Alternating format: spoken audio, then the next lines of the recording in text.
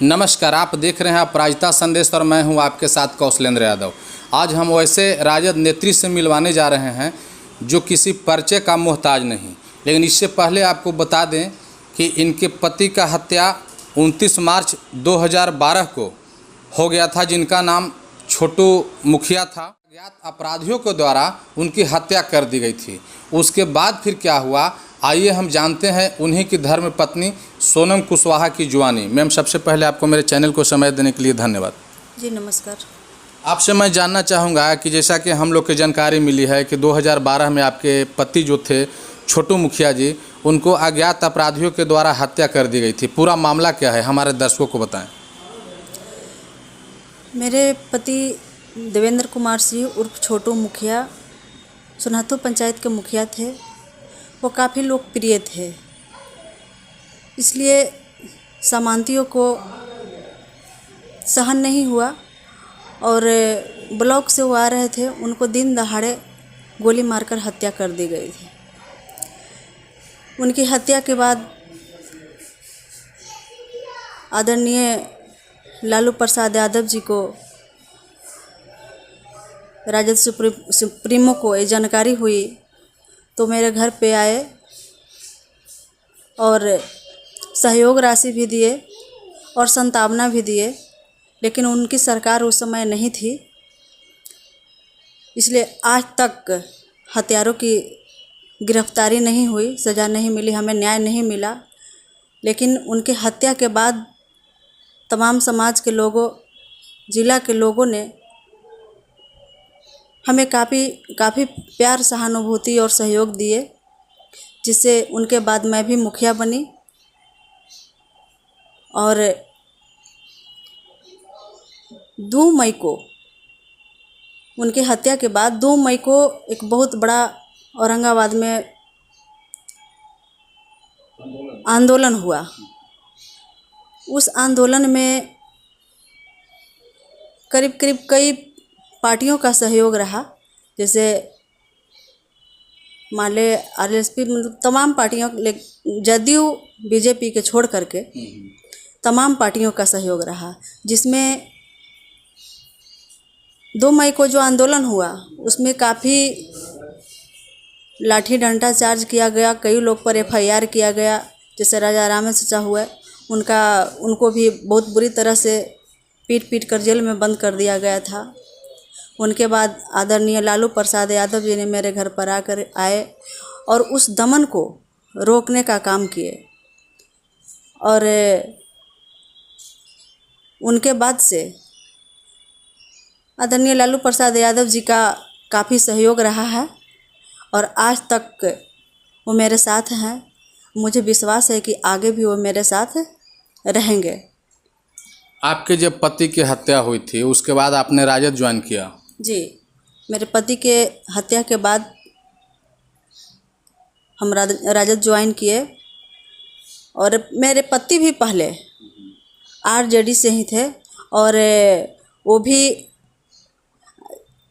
शहीद जगदेव बाबू के पुण्यतिथि पर वहाँ 2-2, 3-3 बार राष्ट्रीय अध्यक्ष लालू प्रसाद यादव जी को बुलाए थे, और वे इन्हीं सब के चलते क्षेत्र में भी वो काफ़ी लोकप्रिय हो गए थे, और इस चलते उनका हत्या कर दिया गया था।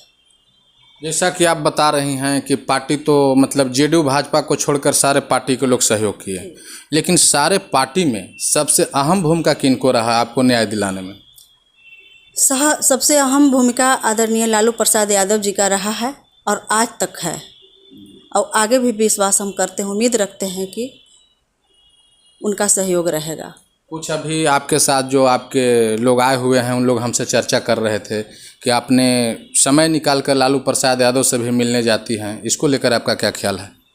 जी, हम हमेशा उनसे, अभी जैसे वो ये गरीबों के लड़ाई जो लड़ने के चलते आज वो जेल में हैं, तो रांची भी जा कर के उनसे हम 2 बार मिले हैं, और पटना में भी बराबर मिलते रहे हैं, और काफ़ी मतलब वो हमें मान सम्मान प्यार देते हैं।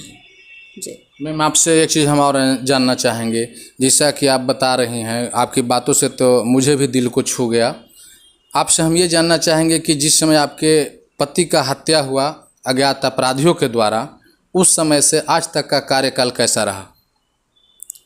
उस समय तो से आज तक आदरणीय लालू प्रसाद यादव जी का सहयोग रहा है और क्षेत्र के तमाम लोग, इस औरंगाबाद ज़िले के तमाम लोग मेरे साथ हैं और वही वजह है कि आज हम चैनल या जो भी कार्यक्रम हर जगह हो रहा है, उस हर कार्यक्रम में जितना हमसे बन रहा है वो हर जगह हम अपना काम कर रहे हैं। आपसे एक चीज़ हम और जानना चाहेंगे कि इस लालू प्रसाद यादव जी के लिए बहुत से गरीब गुरबा के बीच में हमने गया तो उन लोगों ने भी नाम लिया करते हैं कि लालू प्रसाद यादव गरीबों को मसीहा हैं, गरीबों को मतलब काफ़ी सहयोग करते हैं। उनकी सरकार में ये नहीं था कि हम लोग ब्लॉक में भी अगर जाते ही से कुछ बूढ़ बुजुर्ग हमसे बातचीत कर रहे थे तो बता रहे थे कि उनकी जब सरकार थी तो हम लोग चले जाते थे ब्लॉक में, थाना में, तो काम हो जाता था। लेकिन आज ये नीतीश कुमार जी के शासन में अफसरशाही है। आज हम लोग के मतलब बिना चढ़ावा दिए हुए, अब ये आपके नेता प्रतिपक्ष तेजस्वी यादव ने भी बयान दिया है, इसको आप किस नज़रिए से देखती हैं? कि आपको भी लगता है कि लालू प्रसाद यादव की शासन में और आज की शासन में अंतर है? जी बिल्कुल।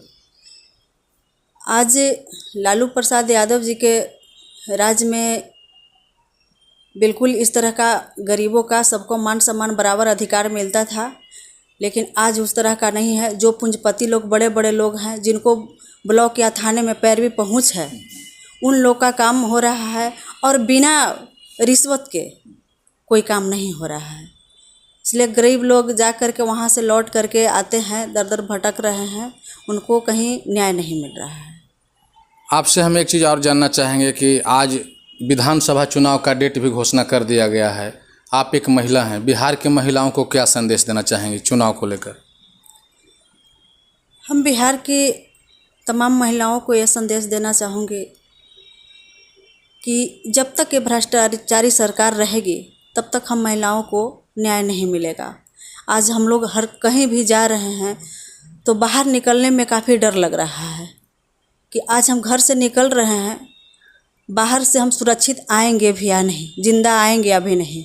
पति के सामने जब बलात्कार कर दिया जा रहा है, गैंग रेप किया जा रहा है और लड़कियां आज बाहर जा रही है, गैंग रेप करके उनकी हत्या कर दिया जा रहा है, तो इस सरकार में हम महिलाओं को कभी न्याय नहीं मिलेगा।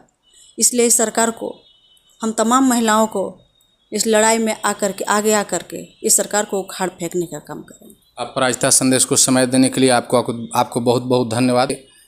शहीद छोटू मुखिया जी के धर्मपत्नी, जैसा कि इन्होंने बताया कि जब वर्ष 2012 में हमारे पति को हत्या हुआ अज्ञात अपराधियों के द्वारा, तो ऐसे तो सारे लोग मदद किए, लेकिन सबसे अगर अहम भूमिका रहा तो राष्ट्रीय जनता दल सुप्रीमो लालू प्रसाद यादव की रही।